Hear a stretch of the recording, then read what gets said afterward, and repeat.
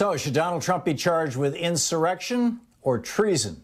Check this out. Leave your comments, ding the bell, share it with your friends, and subscribe to our channel. But I want to start out with the piece that I published this morning over at thomhartmann.medium.com.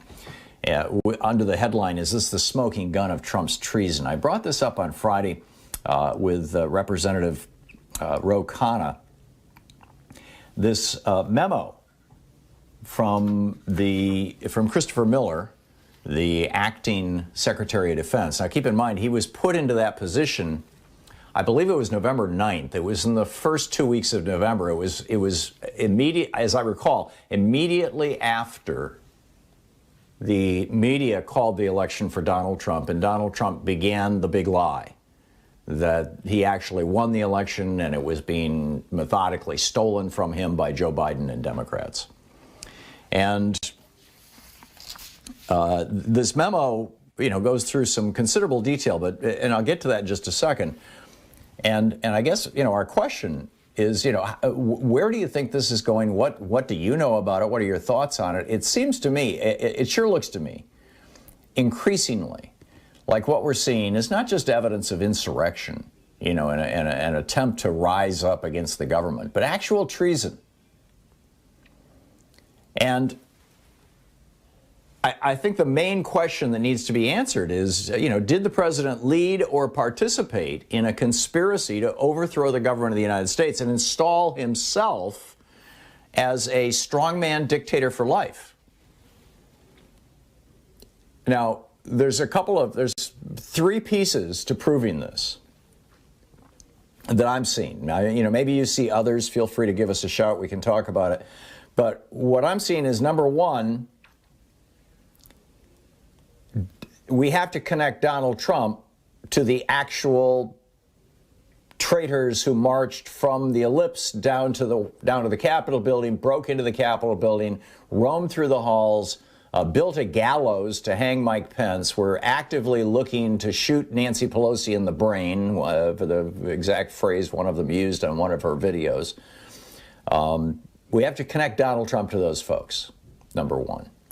It seems to me that that's fairly easy. I mean, his speech, which will no doubt be played before the United States Senate next week, his speech just, he says, we're going to march to the Capitol. Now, there was this group, Women for America First, that had organized this rally on the Ellipse, which is, about half a mile away from the Capitol building. Several blocks away from the Capitol building. This group had assured the Capitol Police that nobody was going to leave that area, that it was going to be nonviolent, that it was just going to be, it's Women for America First. I mean, what do you expect? It's just going to be, a bunch of nice people saying, nice things like, we think Donald Trump should be president.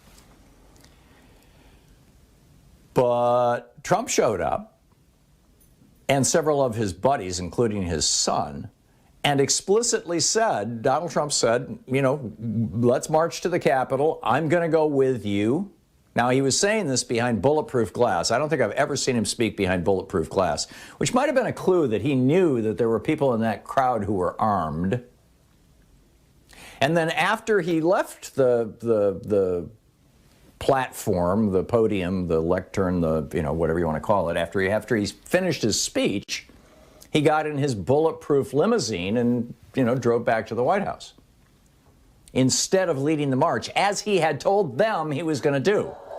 But off they went, of course. So I think, number one, can we connect Donald Trump to the killers, to the traitors, who killed 5 people? Yeah, I think so. It would, secondly, require proof that Donald Trump or people in his circle took active steps to make sure that Mike Pence and Nancy Pelosi, in particular, as the vice president who is reading the votes and the Speaker of the House who controls the House of Representatives, are left defenseless. No defense at all. They're just there alone with, some Capitol Police. But I mean, the Capitol Police, more often than not, are acting, their principal function. If you've ever been in the Capitol, you know what I'm talking about. The main thing that the Capitol Police do, other than, manning the where you first come into the building, the magnetometer, like at an airport, the main thing that they do is tell people where things are. The building's a maze. It's easy to get lost. And people are constantly walking up to Capitol Police and saying, where's the restroom? Where's Bernie's office? Stuff like that, where's the floor? How do I get to the gallery? Well, this is where it's getting very weird. Oh, and then third, was there a conspiracy to make all this happen? And of course, we've got these reports of this meeting the night before, January 5th, at Trump International Hotel, just a few blocks away, in the presidential suite, in Donald Trump's personal suite. And there, it's alleged that Tommy Tuberville, the brand new senator from Alabama, was there. He has denied it, but there's several pictures of him, at least in the hotel, that from people who say that it was that night. And he was the director at that point in time of the Republican Attorney General's Association. The Republican Attorney General's Association, through their Rule of Law Defense Fund, had that night sent out a robocall to we don't know how many people that said, and I quote, and I'm taking this from actually the New York Times. They've got a great piece on this today. We will march to the Capitol building and call on Congress to stop the steal. So, was there this conspiracy? But then we get to this document that the Secretary of Defense, the guy who was put into office a day or two after Trump lost the election, Chris Miller. And maybe he's a good guy. Maybe he's being manipulated. Maybe this was actually a good faith effort to keep the National Guard from interfering with the Capitol Police.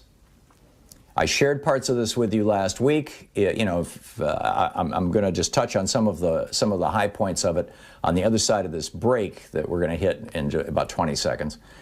But basically, first of all, it references the fact that the Capitol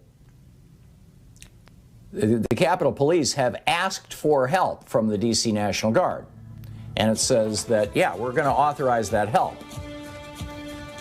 But, and the but is huge, and it's why the help that the D.C. National Guard was providing as the Capitol was being stormed, as people were dying, as Mike Pence and all these members of Congress were hiding for their lives,